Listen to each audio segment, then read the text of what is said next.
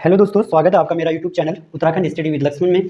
तो हम मध्यकालीन भारत पढ़ रहे थे और मध्यकालीन भारत में हमने अरबों का आक्रमण भारत पे पढ़ा था। ठीक है, अरबों ने जो है किस तरह से भारत में शासन किया, कौन कौन से अरबी शासक यहाँ पे आए थे। ठीक है, तो अरबों के बाद जो भारत पर अब आक्रमण होगा वो आक्रमण होता है तुर्की शासकों का। ठीक है, किसका आक्रमण होगा यहाँ पे? तुर्की आक्रमण होगा। ठीक है, और ये जो तुर्की शासक थे ये यहाँ पे क्या काम करते हैं, जो भी काम अरबों ने स्टार्ट किया था यानी कि शुरू किया था उस काम को जो है पूरा करने का काम कौन करेगा? तुर्की शासक करेंगे। ठीक है, इस तुर्की आक्रमण में हम यहाँ पे देखते हैं सबसे पहले एक वंश की स्थापना यहाँ पे होगी, गजनी वंश। ठीक है, गजनी वंश को हम बोलते हैं यामनी वंश। ठीक है, और इस यामनी वंश का जो संस्थापक था वो था अलब्दगीन। ठीक है, तो पहला क्वेश्चन तो तुम्हारे पास ये आ जाएगा, गजनी वंश का संस्थापक कौन था? अलब्दगीन था। या यामनी वंश का संस्थापक कौन था? अलब्दगीन था। ठीक है, इसके बाद यहाँ पे देखते हैं अलब्दगीन हो गई। ठीक है, अलब्दगीन। ठीक है, इसके बाद अगर हम यहाँ पे देखते हैं अलब्दगीन का पुत्र था कौन? सुबुक्तगीन। सुबुक्तगीन भारत पर जो है पहला तुर्की आक्रमण करने वाला शासक, भारत पर पहला तुर्की आक्रमण करने वाला जो पहला शासक था वो था सुबुक्तगीन। ठीक है, और इस सुबुक्तगीन ने जब भारत पर आक्रमण किया तो इसने यहाँ पे एक राजा था हिंदू शाही राजा जयपाल। हिंदू शाही राजा जयपाल था।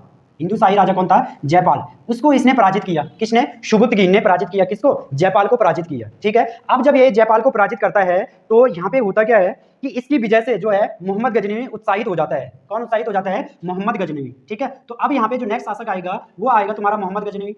ठीक है, और मोहम्मद गजनी जो है गजनी की गद्दी पर 998 ईस्वी में बैठा है। 998 ईस्वी में ये गद्दी पर बैठेगा। ये गजनी वर्तमान में अफगानिस्तान में है। ठीक है, यहाँ पे ये गद्दी पर कब बैठा है? 998 ईस्वी में बैठेगा। ठीक है, और मोहम्मद गजनी क्यों आक्रमण करता है? जैसे वो यहाँ पे देखता है सुबुक्तगीन ने यहाँ के राजा को जयपाल को पराजित कर दिया तो इससे वो उत्साहित हो जाता है और उसे भी भारत पर आक्रमण करने की क्या है, उसकी भी इच्छा होती है। ठीक है, तो अब यहाँ पे क्या होता है, जो मोहम्मद गजनी है 1000 से लेकर के 1027 के बीच में, 27 के बीच में ये जो ना भारत पर जो है 17 बार आक्रमण करेगा।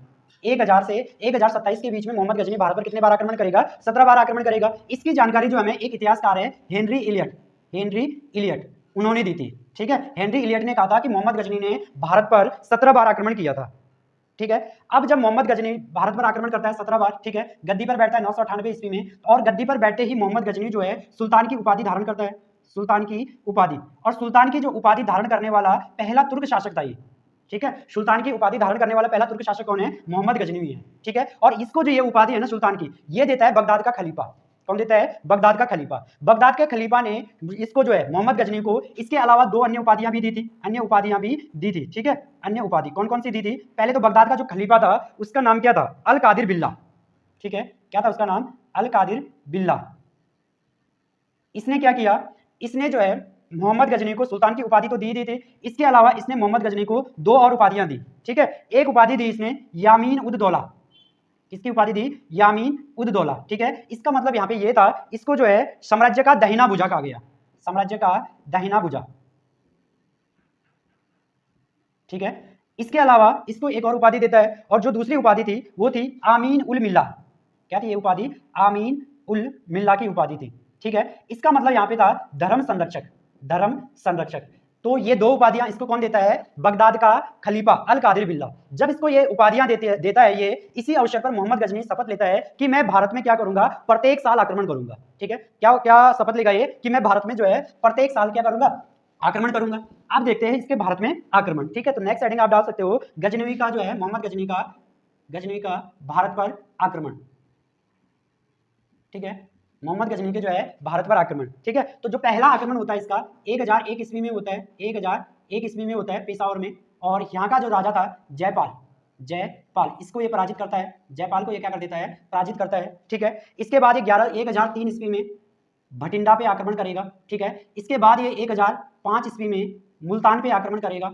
ठीक है, इसके बाद 1008 ईस्वी में, 1008 ईस्वी में ये क्या करेगा? हिमाचल प्रदेश के कांगड़ा में, हिमाचल प्रदेश का जो कांगड़ा है यहाँ पे इसने आक्रमण किया, और यहाँ पे इसने क्या किया? मूर्तियां तोड़ी।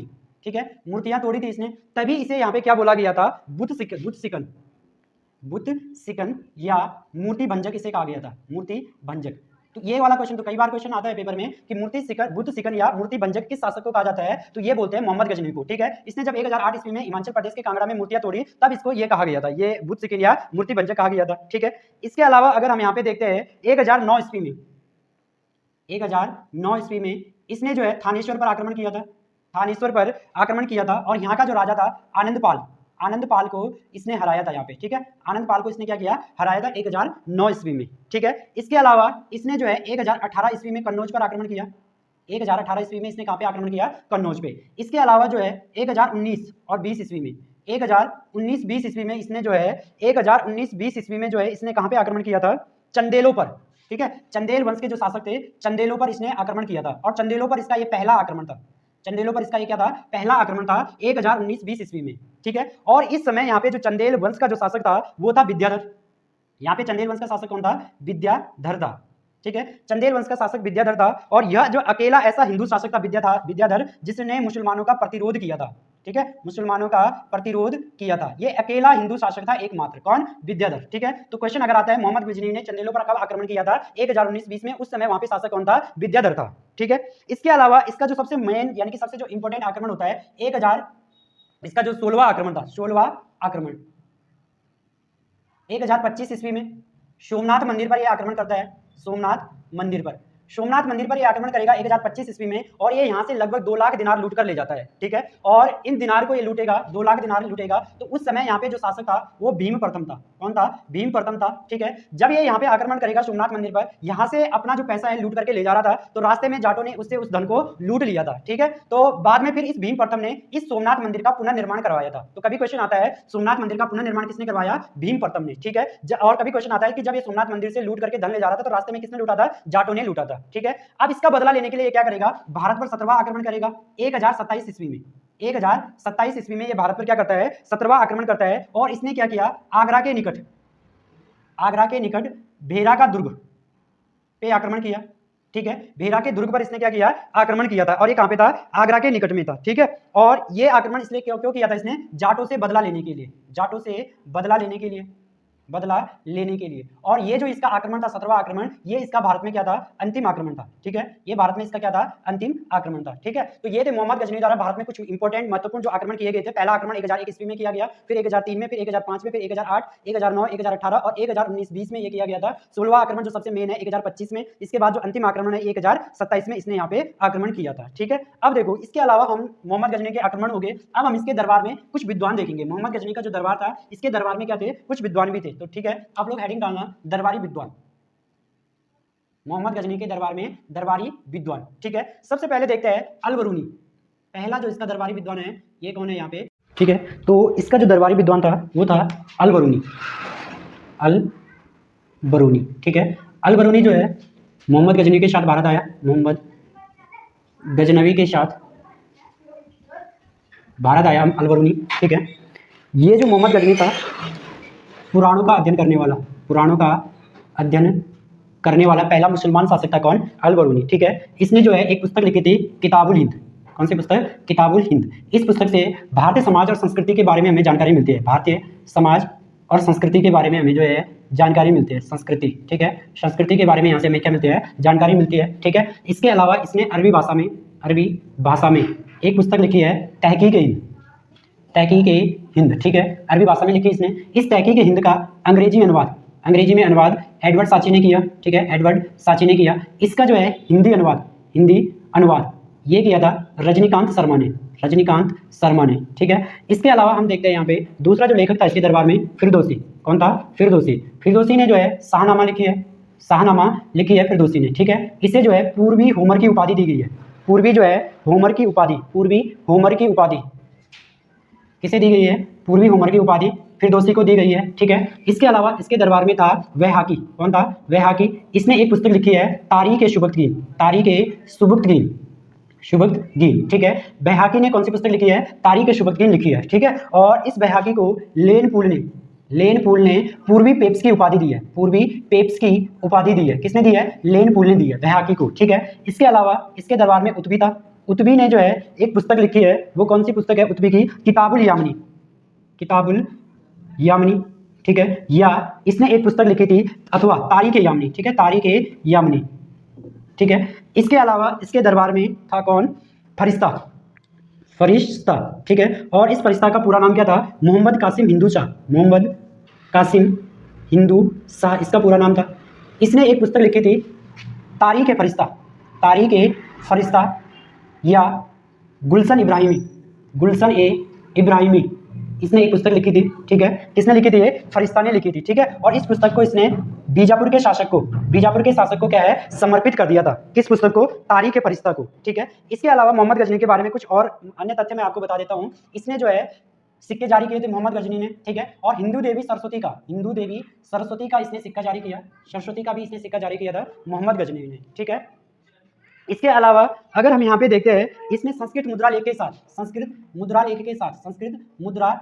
साथ इसने चांदी का सिक्का भी जारी किया था, ठीक है। और इसने अपने सिक्कों पर संस्कृत भाषा में कलमा लिखवाया था। अपने सिक्कों पर संस्कृत भाषा में इसने क्या लिखवाया? कलमा लिखवाया था। किसने? मोहम्मद गजनवी ने, ठीक है। तो ये था हमारा किसके बारे में? गजनी वंश के बारे में, यानी कि मोहम्मद गजनी के बारे में, ठीक है। तो इसके बाद जो यहाँ पे दूसरा वंश आएगा वो आता है तुम्हारा गौरी वंश, ठीक है। कौन सा वंश आएगा? अब यहाँ पे गौरी वंश आएगा। और गौरी वंश को ही यहाँ पे क्या बोलते हैं? संसबनी वंश बोलते हैं, ठीक है। गौरी वंश को ही क्या बोलते हैं? संसबनी वंश बोलते हैं। इस वंश का जो पहला शासक यहाँ पे आएगा वो कौन होगा? मोहम्मद गौरी, ठीक है। मोहम्मद गौरी को जो है मोहम्मद गौरी आएगा यहाँ पे पहला शासक, ठीक है। भारत में जो है मुस्लिम साम्राज्य का वास्तविक संस्थापक, भारत में मुस्लिम साम्राज्य का वास्तविक जो संस्थापक है वो मोहम्मद गौरी को कहा जाता है, ठीक है। मोहम्मद गौरी का पहला आक्रमण, फर्स्ट आक्रमण भारत पर 1175 ईस्वी में मुल्तान पर हुआ था, मुल्तान पर। इसके बाद सेकंड आक्रमण 1178 ईस्वी में गुजरात पर हुआ था, गुजरात पर। और यहाँ का जो शासक था मूलराज फर्स्ट या भीम फर्स्ट, इसने जो है अपनी माँ नायका देवी के नेतृत्व में, ठीक है, नायका देवी के नेतृत्व में आबू के निकट जो है मोहम्मद गौरी को पराजित कर दिया था, ठीक है। और भारत में मोहम्मद गौरी की जो पहली पराजय थी वो यही थी 1178 में गुजरात में, ठीक है। इसके अलावा कुछ अन्य युद्ध होते हैं। तराइन का युद्ध होता है 1191 में होता है। ये भी मोहम्मद गौरी और पृथ्वीराज चौहान के बीच में होगा, होता है, ठीक है। इस पृथ्वीराज चौहान को राज तृतीय के नाम से भी जाना जाता है, ठीक है। इस युद्ध में ये पराजित हो जाता है, ठीक। तो अब फिर से यहाँ पे क्या होगा? तराइन का द्वितीय युद्ध होगा, ठीक है। तराइन का जो द्वितीय युद्ध होता है ये 1192 में होता है। ये किसके बीच में होगा? पृथ्वीराज चौहान और मोहम्मद गौरी के बीच में, ठीक है। इस युद्ध को कौन जीत जाता है? मोहम्मद गौरी जीत जाता है। पृथ्वीराज चौहान यहाँ पे क्या पराजित हो जाता है। और यहीं से भारत में क्या है? मुस्लिम शक्ति की फिर से स्थापना हो जाती है, ठीक है। इसके बाद यहाँ पे एक और युद्ध होता है हमारा, चंदावर का युद्ध, ठीक है। चंदावर का युद्ध होता है 1194 में। ये मोहम्मद गौरी और जयचंद के बीच में होगा, ठीक है। जयचंद जो है कन्नौज के राजा थे। यहाँ पे जयचंद क्या हो जाते हैं? पराजित हो जाते हैं। किस युद्ध में? चंदावर के युद्ध में, ठीक है। तो ये थे मोहम्मद गौरी के क्या है कुछ युद्ध भारत में जो प्रमुख युद्ध थे, ठीक है। इसके अलावा अगर हम देखते हैं मोहम्मद गौरी का